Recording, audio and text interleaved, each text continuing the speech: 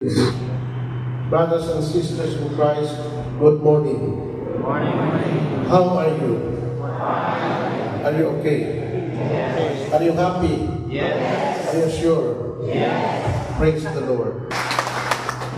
As spiritual director of CFD, Archdiocese of Cebu, do it means now today, I still would like to greet and welcome you to this 48th CFD National Convention right here at Pope John the 23rd Minor Seminary.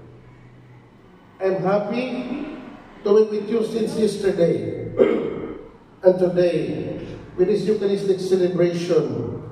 We have to thank the Lord for letting us come together to renew and to strengthen our bonds together as brothers and sisters, sharing with the same mission to grow in faith and love, to be able to serve our local churches as evangelizers and defenders of our Catholic faith. I hope you enjoy your coming to Cebu. Are you? Yes. Are you happy? Yes. Coming to Cebu? Yes. Balik-balik po pa.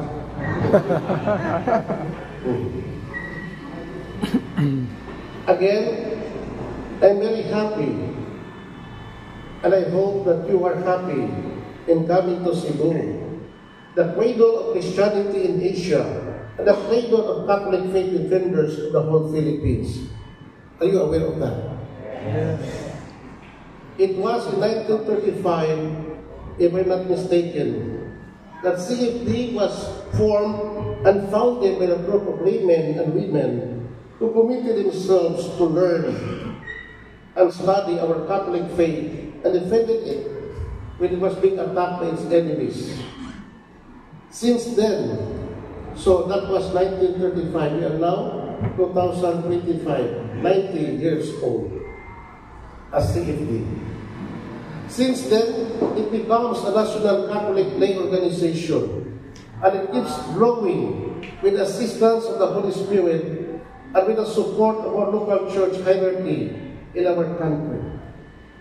But of course, despite our growth, we also face so much challenges that threatens our very own existence and unity. That's one of the reasons why we are here in this 48th CFD National Convention with a beautiful theme, Legacy of Nicaea I, CFD as Pilgrims of Hope in our age of